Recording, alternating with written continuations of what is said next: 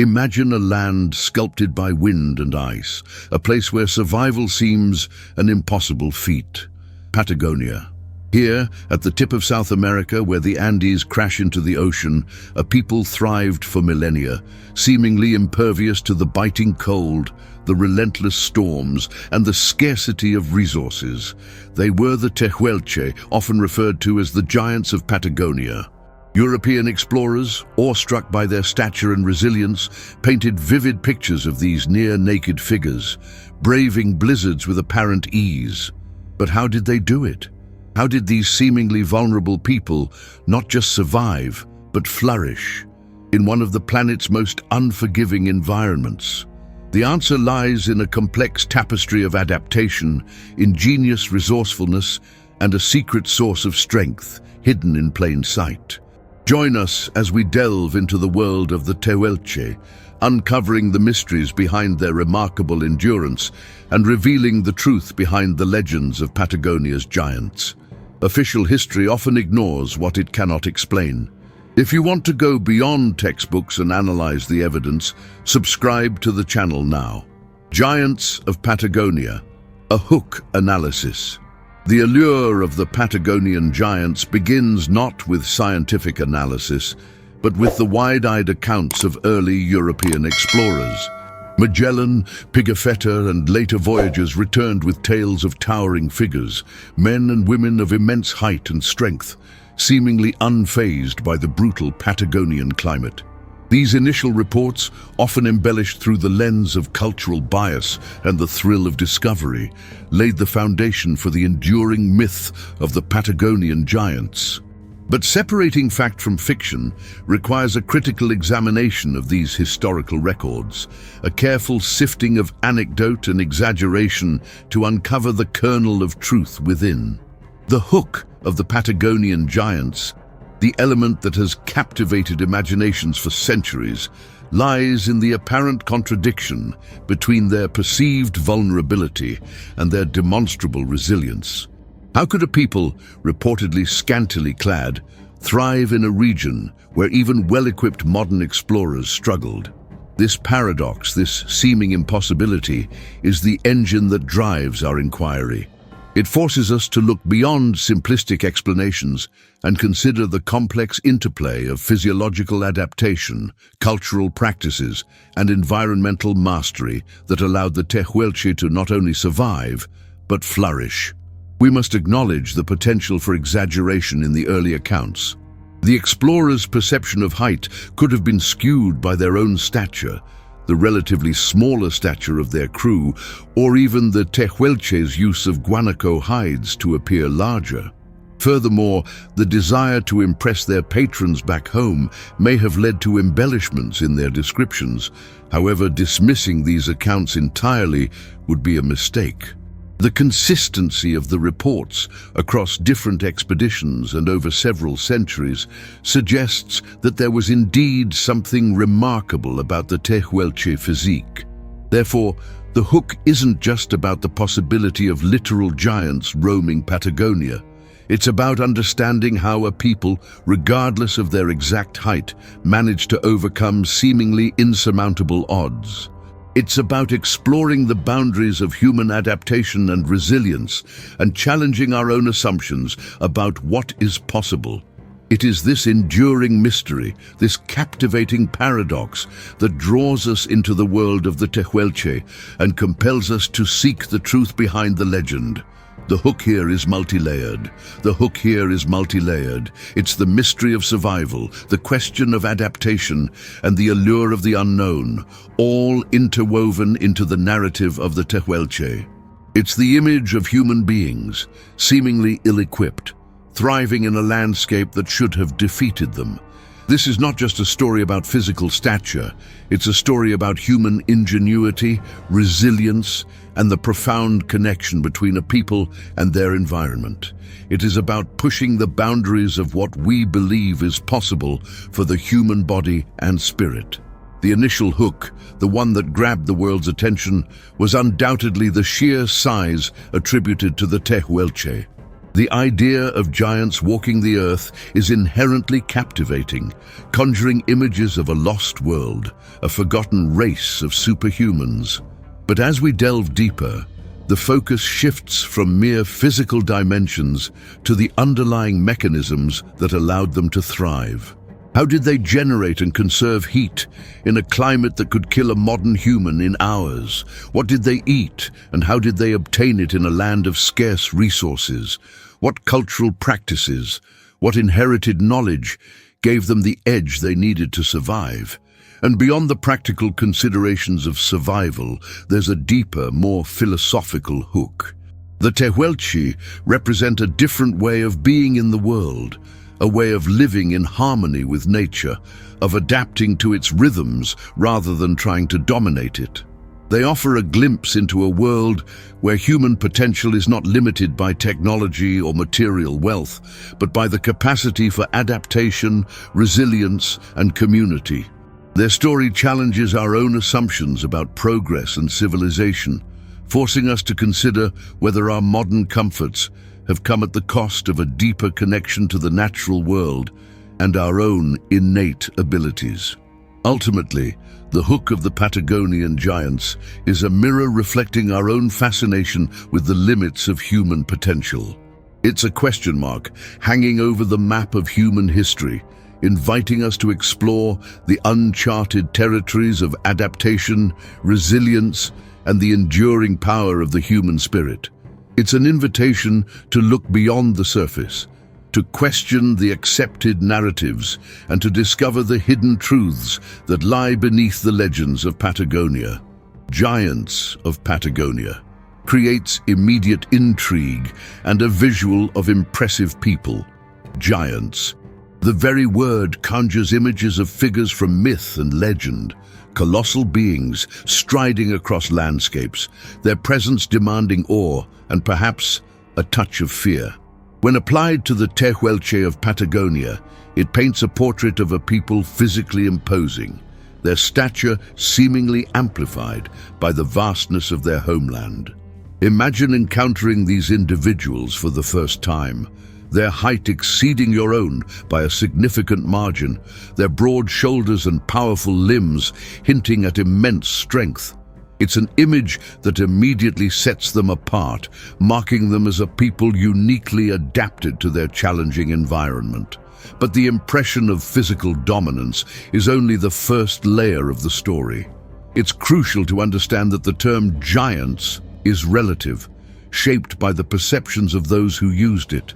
While the Tehuelche were undoubtedly taller than the average European of the 16th century, the exaggeration of their height likely stemmed from a combination of factors: the explorers' own stature, the Tehuelche's use of clothing and adornments to enhance their appearance, and the natural human tendency to embellish tales of the unknown.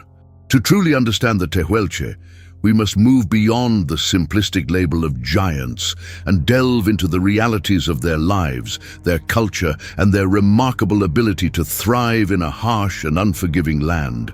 The Tehuelche physique, regardless of their exact height, was undeniably well suited to the Patagonian environment. Their robust build, developed through generations of hunting and gathering, provided the strength and endurance necessary to traverse the vast distances of their territory. Their powerful limbs allowed them to pursue prey across the rugged terrain, while their broad shoulders and chests housed the lung capacity needed to withstand the region's fierce winds and thin air. They were, in essence, living embodiments of adaptation, their bodies sculpted by the demands of their environment. The strength of the Tehuelche was not merely physical. It was also a testament to their mental fortitude and their deep connection to the land. They possessed an intimate knowledge of the Patagonian ecosystem, understanding the movements of animals, the cycles of plants, and the subtle signs that indicated changes in the weather. This knowledge, passed down through generations, allowed them to navigate the landscape with confidence and to secure the resources they needed to survive. Their resilience, Their ability to adapt to adversity, and their unwavering connection to their homeland were the true sources of their strength, qualities that far outweighed any mere measure of physical stature. Survived the deadly cold presents a seemingly impossible challenge. Imagine a place where the wind howls relentlessly, tearing across a landscape of barren plains and jagged mountains. A place where the temperature plummets below freezing, where snow and ice dominate the terrain for much of the year. This is Patagonia, a land of stark beauty and unforgiving conditions. Now picture a people inhabiting this land, their bodies largely exposed to the elements, their clothing minimal, their shelter often rudimentary. It seems an impossible scenario, a recipe for hypothermia and death. Yet the Tehuelche not only survived, but thrived in this environment for centuries, presenting a seemingly insurmountable challenge to our understanding of human adaptation. The question of how the Tehuelche withstood the Patagonian cold is not merely an academic exercise. It's a profound inquiry into the limits of human resilience. How did they generate and conserve enough heat to maintain a stable body temperature in the face of such extreme cold? What physiological adaptations did they possess that allowed them to endure conditions that would quickly incapacitate someone from a warmer climate? The answers to these questions lie in a complex interplay of factors, from their diet and activity levels to their cultural practices and perhaps even subtle genetic adaptations. We must consider the role of fire, a vital source of warmth and a focal point of Tehuelche social life. But fire alone could not have been enough to counteract the relentless cold, especially when traveling across the open plains. Their diet, rich in fats and proteins from animals like guanacos and rheas, likely provided a crucial source of energy and internal heat. The very act of hunting and gathering, of constantly moving and working, would have generated significant amounts of body heat. But beyond these practical considerations, there may have been deeper, more subtle adaptations at play. Could the Tehuelche have possessed a higher metabolic rate, allowing them to generate more heat than the average person? Did their bodies have a greater capacity for vasoconstriction, the process of narrowing blood vessels near the skin's surface to reduce heat loss? Or did their cultural practices, such as the way they constructed their shelters or the types of animal skins they used for clothing, play a more significant role than we currently understand? The mystery of how the Tehuelche survived the deadly cold remains a captivating puzzle, one that continues to challenge scientists and historians alike. Solving it may unlock new insights into the remarkable adaptability of the human body and the enduring power of human ingenuity. Without clothes heightens the challenge and raises questions about their adaptation. To imagine the Tehuelche facing Patagonia's brutal winters with minimal clothing is to confront a paradox. How could a people seemingly so vulnerable to the elements not only survive but thrive in such a harsh environment? The answer, we suspect, lies not just in the practical adaptations we've already explored, but also in a deeper understanding of their relationship with their bodies and the world around them.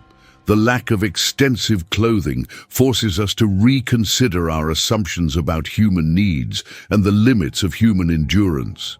Perhaps the key lies in a process of acclimatization, a gradual adaptation to the cold that spanned generations. From infancy, Tehuelche children would have been exposed to the elements, their bodies slowly developing a tolerance to the cold. This early exposure could have triggered physiological changes, enhancing their ability to generate and conserve heat. Moreover, their active lifestyle, constantly engaged in hunting, gathering, and moving across the landscape, would have further contributed to their cold tolerance. The very act of surviving in Patagonia demanded a level of physical and mental resilience that we, in our modern comfort, can scarcely imagine. The limited clothing of the Tehuelche also raises questions about their perception of cold. Did they experience it differently than we do? Did they possess a different threshold for discomfort? It's possible that their mental fortitude, their deep connection to the land, and their understanding of survival techniques allowed them to overcome the physical challenges of the cold. Perhaps they viewed the cold not as an enemy to be feared, but as a force to be respected and adapted to. Their minimal attire might have been a conscious choice, a way of maintaining a direct connection to their environment, of feeling the wind on their skin and the earth beneath their feet. Ultimately, the question of how the Tehuelche survived the deadly cold without clothes remains a complex and fascinating puzzle. It challenges us to reconsider our understanding of human adaptation, to look beyond the obvious explanations, and to appreciate the remarkable resilience and ingenuity of a people who thrived in one of the most unforgiving environments on Earth. By studying the Tehuelche, we gain a deeper appreciation for the power of human adaptation and the enduring connection between humans and their environment. Their story is a testament to the remarkable capacity of our species to not only survive, but flourish, even in the face of seemingly insurmountable challenges. So, the Tehuelche's story, etched in bone and whispered on the wind, isn't just about surviving the cold. It's a testament to human adaptability, the power of community, and the profound connection between a people and their land. It reminds us that strength isn't always found in armor, but in the wisdom passed down through generations and the fire that burns within.